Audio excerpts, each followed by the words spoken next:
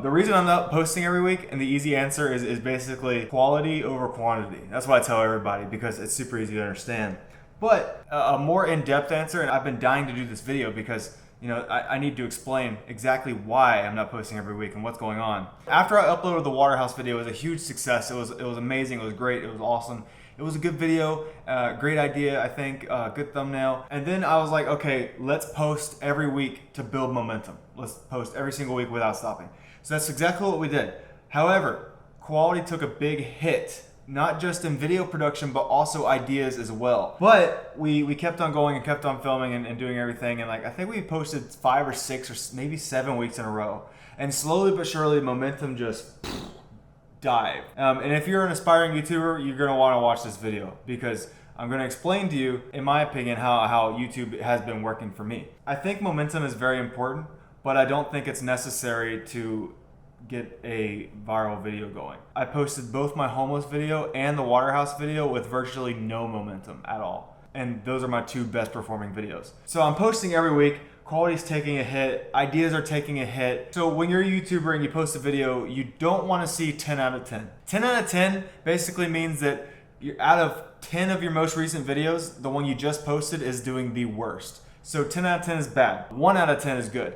So basically every video after the Waterhouse I was uploading was like 7 out of 10, 8 out of 10, 9 out of 10, 10 out of 10. And each time that happens, it hurts, right? It hurts your soul to see that 10 out of 10. 2 more videos, I think. We had 10 out of 10 and another 10 out of 10. And then I posted the car house.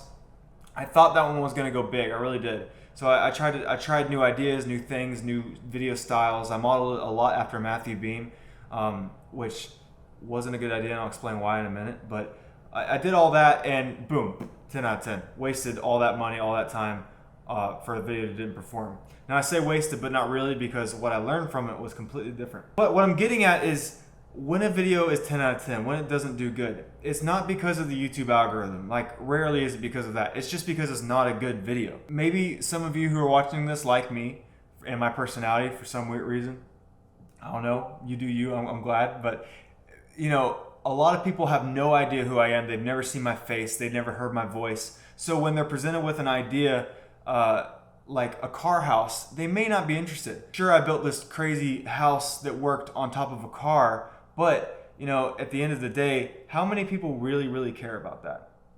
Probably not a lot. Whereas you have a water house, and I feel like that's a fantasy that a lot of people share. Like, a lot of people are interested, like, what if our house is underwater? That'd be really cool. I feel like the water house is way more clickable in that sense. So right off the bat, I don't think it was a great idea. Second, the video was done in a way that wasn't very entertaining. If you watch it back, and you can totally do this, if you watch it back, you'll see that I consistently lower stakes. There's no conflict, there's nothing going wrong, there's no storyline. There's a storyline, but it's not developed. I'll get into that in a minute. There's no tension. Actually, professional builders with our own home improvement company, and we've been building for years. So safety is always our #1 priority. So I know what you're thinking. This looks really sketchy. I get it. But again, we're professional builders. We know exactly what we're doing. So we're going to do a couple tests to prove to you just how strong the structure is. So to the average viewer who's watching like half asleep, they're not going to be hooked. They're not going to really care. Not to mention, if you've never seen my friends, Sarah and Colby and my dad, then you won't really get that I was building it for Sarah to have a vacation home, and I didn't really build that story up. I didn't really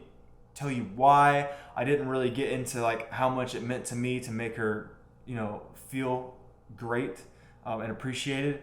And it was kind of just like glazed over. I was just focused on cut. So yeah, every time a video gets a 10 out of 10, it's not just okay, let's make another video and gain momentum. That's not what you're supposed to do.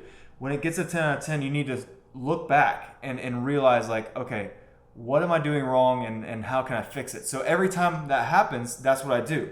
It changes everything, from the way I edit, to the way I film, to the way I brainstorm ideas, to the way I look at myself. It changes everything. So let's say, I get a 10 out of 10 and I'm about to upload another video. Well, then I edited the new video based on what I thought the old video should be, but I realized the old video isn't good. So I need to rethink the whole entire process for the new video. It's like that with everything. Moving on, after the car house video, I believe the glue trap video. Now, I thought that was a good idea. I saw screenshots and stuff of successful videos in the past dealing with glue traps, and I was like, oh my God, this is gonna be so viral. I'm gonna make this awesome white room and I'm gonna be stuck in there for 50 hours. It's gonna be insane. it got 10 out of 10. And it hurt less than the car house because by this point I've grown a little bit in terms of mentality and what to expect. But it still hurt, and it took me by surprise. So I sat down and thought, okay, well, what's really wrong with this video? Because truthfully, YouTube just wants people to watch. That's all. So if it's not going, if it's a 10 out of 10, the reason behind there's usually a reason behind it. And that reason usually is not a good video, not a good idea. So I'm watching the video, and personally, the way I am right now, and I say that because it will change. The way I am right now, I think that video is great. I think it's edited pretty good. I mean, it could have had more context, more storylines, but overall, I think it's a pretty engaging video. However, the idea, you know, like going to click on it, you know what a glue trap is, and if you don't, you see it in the thumbnail, you probably understand what's going on. Why would you want to watch someone lay in that for 50 hours? What's going to happen, you know? Probably not much, so you're probably going to swipe up to the next thing. If you do click on it, you're going to be like, yeah, he's just laying down. You're probably going to click on another suggested video. What I'm doing now is I'm taking all the information I learned, I'm trying to apply it to new ideas and new concepts and editing and stuff like that. And a lot of people mistake that as me falling off or giving up, when in actuality it's not. I'm just trying to be that person who can have a 1 million subscriber channel, who can have 10 million subscribers. Like, this is what a lot of people don't understand is if you keep going, you will make it. Like, there's not a doubt in my mind, you will make it happen. The problem is, let's just say 100 million people want to be YouTubers. Well, out of that 100 million, how many are willing to do a crazy challenge? Let's say half. Out of those half, how many are going to be willing to edit a video and make it a production and post it on the internet? Let's say 3/4. And out of those 3/4, like, you know, we keep going down and down. How many are going to learn from their mistakes? Once they learn, how are they going to grow the channel? Once they grow the channel, how are they going to learn the new mistakes that come along with the next level stuff?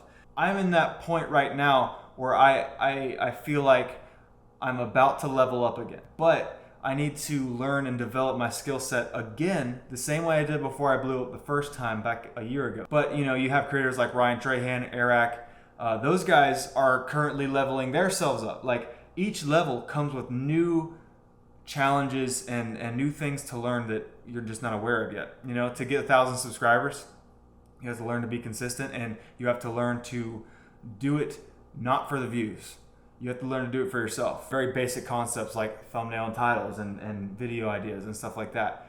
And not to say I'm not still learning that stuff, I am. So I see a lot of comments on my videos saying the algorithm screwed me over, this and that. And it's easy to think like, yeah, the algorithm screwed me over, but it didn't. It really didn't. If anything, I screwed over the algorithm because I didn't give it what it wanted, you know? And what it wants is to give the viewer a good experience.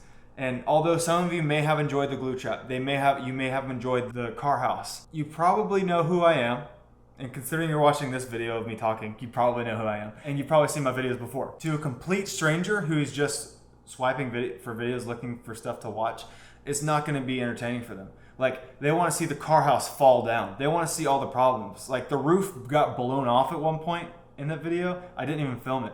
And then, not to mention, there was water getting everywhere, like all over the electric lines. And the day before we revealed it to Sarah, it almost got knocked over from winds. Like, we didn't film any of that. Imagine how much more interesting the video would be had I filmed some of that and shared that with you. Instead, I was just focused on, let's make this a flawless video. Let's make it like we know what we're doing.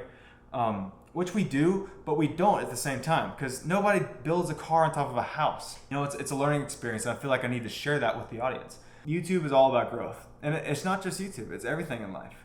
Everything in life. If you're not learning and growing constantly and constantly out of your comfort zone, then you're never gonna change anything in your life.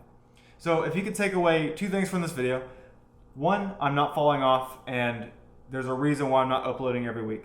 2, you can be a YouTuber. You can be anything you want. You can be a billionaire. You just have to work and work and work and work. And I'll tell you what, when you spend thousands of dollars and go in debt to make a video happen, and it gets 40,000 views, and makes $200, and you lose 50 subscribers after posting it, it's horrible. It's one of the worst feelings I've ever felt, or I ever feel, really. I feel it all the time, because every video I post is a 10 out of 10. It won't be soon. Soon, things are going to change. But right now, my ability to deal with that feeling and keep going and keep learning, that's what sets me apart from those 100 million people who want to be YouTubers. That's what sets me apart. And you can set yourself apart if you do that same thing, if you have that same mentality. This is turning into like a motivational video. I like it. I like it. I'm talking about stuff I'm passionate about. I feel like some of you guys are really going to relate. Some of you guys aren't going to care. And that's cool. That's totally cool. I really, really appreciate you watching. I really enjoy posting on this channel because I feel like I can update you guys a little bit better. I know when the car house didn't do well, it seemed like I did fall off because I didn't do a single thing on social media at all. It was just me in here just like focused every day, all day. But yeah, I really enjoy keeping you guys updated. So without further ado, I'll see you next video. Bye. Bye. Bye. I'm really bad at outros. I don't do outros in my normal videos, like at all. I just kind of cut and then start narrating.